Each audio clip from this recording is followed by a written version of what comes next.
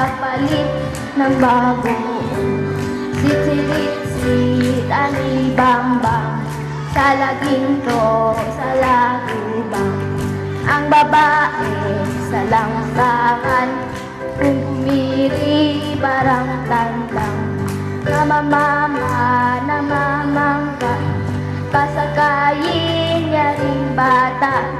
Pagdating sa Maynila, ipagpalit ng malika.